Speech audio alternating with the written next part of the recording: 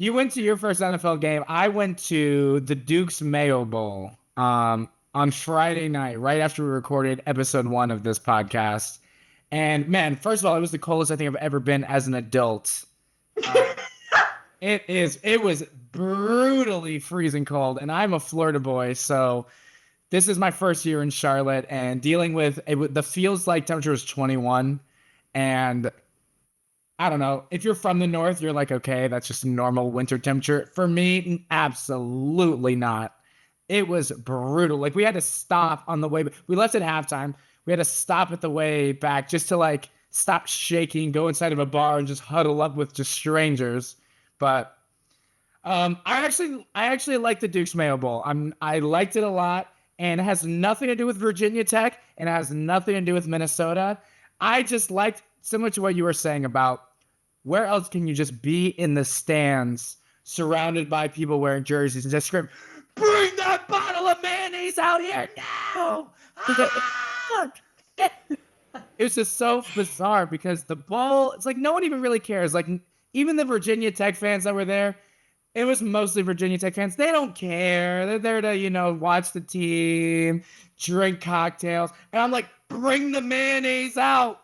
Bring the mayonnaise guy out. And it turns out we missed this because we left early. But at the end of the game, after Minnesota won, they took the Mayo mascot. He takes off the mascot suit, and it's Flava Flav. That's crazy. It was insane. I want to know in the marketing planning for the Duke's Mayo Bowl, someone was like, hear me out. We put Flava Flav in there. And it's a brilliant idea. It is. The other things I want to know, was Flava Flav their original pick? I'm guessing not. And how many other people did they throw out there before they said, this is our guy? It's just so bizarre. And then, like, they reveal it's Flava Flav, and he's like, ah! And then the coach from Minnesota just sits down, and they just pour this big vat of mayonnaise, just covers him. Like, it reminds me of, like, the slime from the old Nickelodeon. And he's just covered in it, and he's, like, grabbing it off his face and, like, eating it. And the players are looking at him like he's out of his mind. I thought he was gonna gag. This is what it's all about. This is what it's all about. These bowl games, they mean nothing, okay? It's just hoopla, really, at this point. The players that are going to the league are not going to play because they don't want to get hurt. The fans know it. The game really doesn't mean anything. It either increases or decreases your season record. But ultimately, if you're not in the playoffs, what are you really playing for? This is what we're playing for. Flava Flav pouring mayonnaise all over the coach. It's amazing. It's truly amazing. We saw the same thing with the Pop-Tart Bowl. The Pop-Tart who just rips the shirt off his... I'm like, that's awesome. That's what this is about. That is what this is all about. Yeah, I would like to see if we're going to do this nonsensical amount of bowl games, they got to get crazier. I feel like the Duke's Mayo Bowl was one of the first ones to get really weird. And then Pop-Tarts is like, bet. Yes, and then then they're taking the trophy is a toaster. I love it. It's amazing. It's so truly a beautiful, beautiful thing. Because if the games don't matter, like how can we get people to think this is interesting? Yeah. Mayonnaise, tons of it, so much of it. Wonder how long.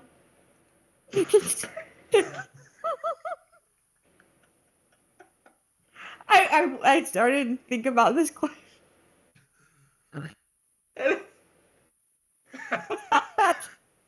How long do you think he smells like that? Probably for quite a while. I don't imagine, because he's got to go back and... Can you I just want you to close your eyes and visualize. Everyone that's listening to this pod right now, just close your eyes and visualize. You're a player. You play for the University of Minnesota. You've just won the Duke's Mayo Bowl. And your coach walks in. And he doesn't look how he looked the last time you saw him. He's greasier. He's got some substance that he's covered in. It kind of smells like eggs and oil mixed together. And your coach is trying to give you a speech about, hard work, what the season meant, but instead all you can just smell is just the Duke's mayo, and it's mixing with the smell of the sweat from the cleats and the jock straps. It's all coagulating into one just smell that you're almost deaf. You can't even hear your coach anymore. And I just think that's the experience of what those Minnesota players went through. And I just think that just imagining that is like what made it worth it. Just going and being a part of it. I was very happy to be there. Wow. That was a journey I don't think I want to go on again. So. Hey, thanks for watching this clip. For more on sports media and working in the industry, subscribe to the How to Cook a Goose podcast.